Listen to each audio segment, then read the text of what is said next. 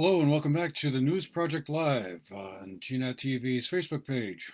I'm Andrew McKeever, the news director at GNAT-TV's News Project. It's a pleasure to be back with you again here on Friday, September 4th. Labor Day weekend coming up, so hope you're all looking forward to an extra day off or whatever.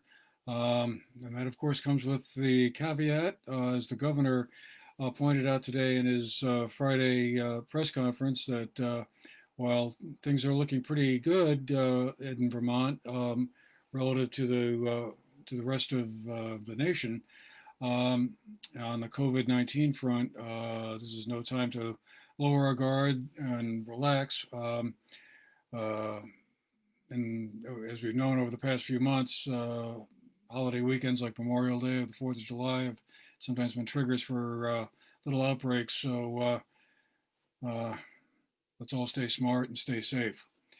Anyway, on to some of the news stories we've been following or covering. Obviously, one of the big ones is schools are going to be reopening on Tuesday, September 8th. That's kindergarten through 12th grade schools. And teachers and administrators and school staff and parents and students have all, of course, been putting in a lot of work over the summer to try and make that restart of the school year as successful as possible and as safe as possible, too. A lot of work has gone into it. Most of the schools that we've been following are planning some kind of a hybrid model. Where part of the week will be in-person learning and part of the week will be remote. And they'll probably have to be adapting as that goes on, but obviously hoping to try and get back to as close to as many people in school as possible as quickly as possible. But that will depend on outside events like the level of community infection. So we all have a role to play in making sure that the schools are able to operate as effectively as they can. So far, it's not looking too bad on the college front. The state colleges reopened, a lot of them reopened about the last week or so. There were a few incidences of some positive tests, but nothing really too bad. Nothing like we've heard from other places around the country. So that's encouraging, and we'll see how it goes now with the elementary, middle school, and secondary school level. As I say, Tuesday, September 8th is when they'll be starting.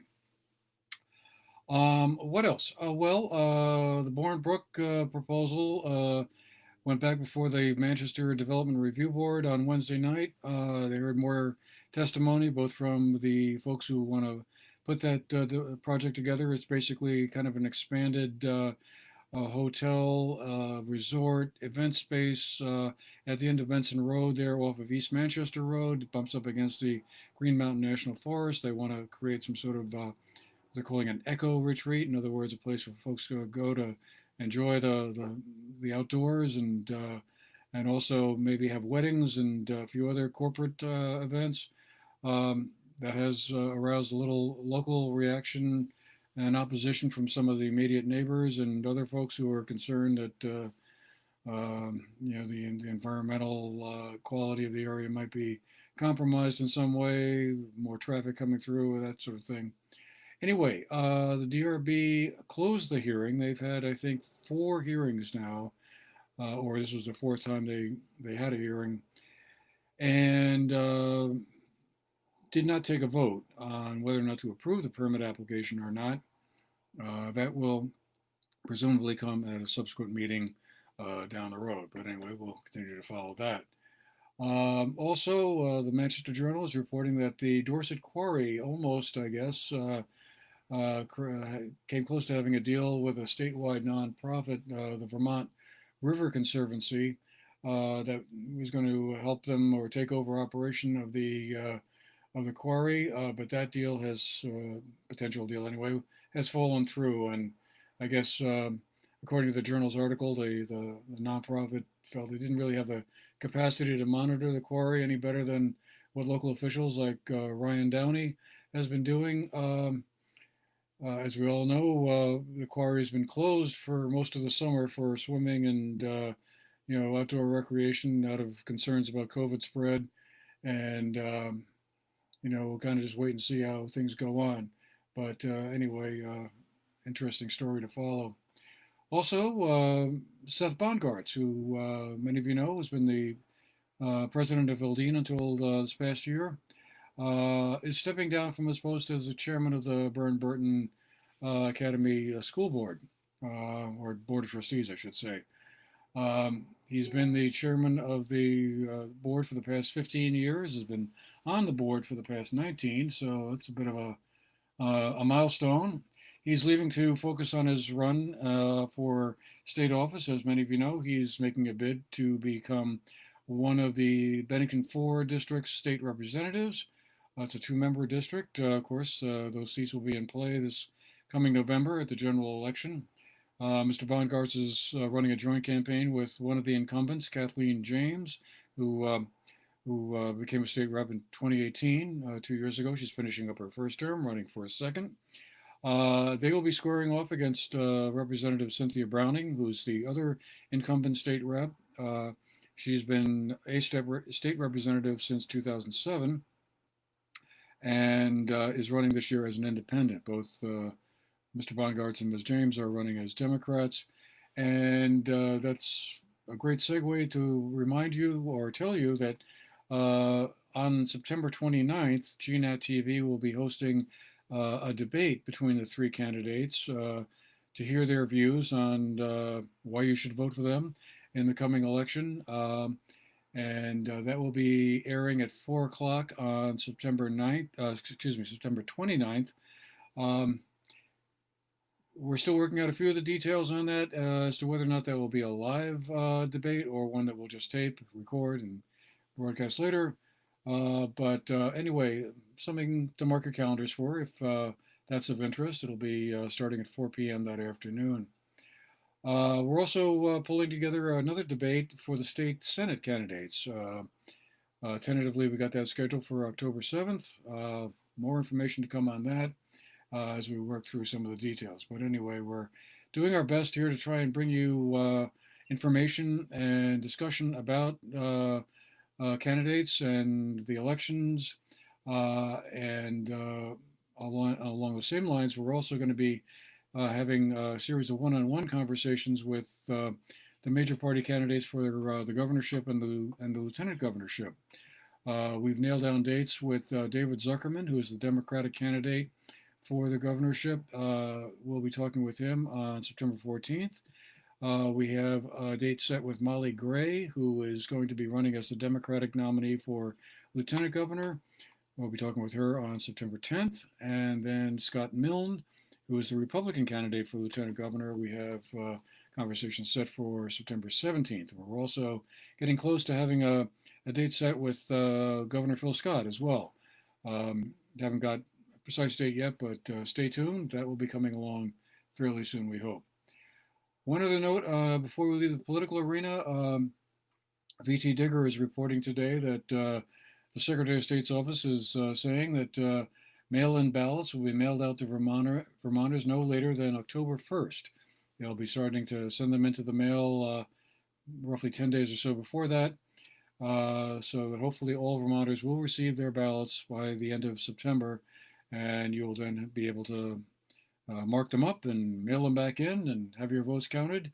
Of course, all election officials this year are expecting a higher number of ballots to come in not only by mail, but also more people voting. Usually about 300 to 325,000 Vermonters vote in a general election like we're having this year.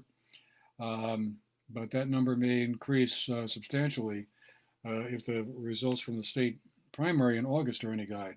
So I guess if you know who you want to vote for by October 1st, sooner the better, I guess, to mail it in. And you always, of course, have the option to bring it in person to your town clerk's office, or vote the traditional way at the polls on November 3rd.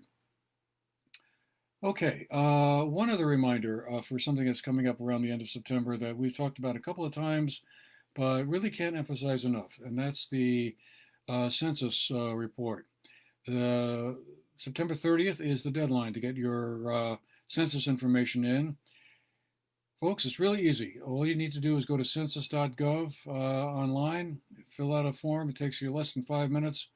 And it's really critical because that's the way the census data tells us how many Vermonters are out there, and it has a big impact on the federal dollars that will eventually flow to the state. So if you've haven't quite gotten around to that one yet, add it to your to-do list as soon as you can. It's really important, and now we're kind of getting down to the last end of the last couple of weeks here. Um, One other interesting thing I saw in today's, or I should say yesterday's Bennington Banner, is that and it's kind of a sign of the times, but as an old print guy, it's kind of interesting to read and not unexpected either. They will not be printing a Monday edition of their paper beginning on October 4th. Tuesday through Saturday, we'll still have the same print paper out there on the newsstands, but no longer will it be published on a Monday. They will be improving or adding to, I should say, their digital product. So if you go to their website, you'll probably get more information there, and it's just sort of a sign of the times. That was the trend anyway. And then when the COVID pandemic struck in mid-March, advertising revenue dropped off substantially, and no big surprise really that the old print product is going to be less of the picture, but interesting to see all the same. Guess that's about it for this week. Just wanted to mention a few special events coming up in conjunction with Labor Day weekend. Sidewalk sale will be happening in Manchester this weekend. And down in Bennington, there'll be Garlic Town. As many of you may recall, the Garlic Festival used to be a feature on Labor Day weekends, but this year, because of the pandemic and all the restrictions that go along with that, there will be instead groups of vendors, I think about 7 groups altogether, around downtown Bennington. So if you're a fan of the Garlic Fest and just can't imagine a Labor Day weekend without that, you can still head down there and get your garlic. One other thing just to mention real quick, there'll be a hazardous waste collection held at the Dorset School on next Saturday. That's September 12th from 9 a.m. to 1 p.m. What is hazardous waste? It's any substance with labels that say caustic, toxic, corrosive, poison, flammable, danger, warning, caution, use in an open environment. So that would be like things like antifreeze, turpentine, stains, varnishes, carburetor cleaner, creosote, drain cleaner, that sort of thing. You can go to the Bennington County Regional Commission's website, bcrcvt.org,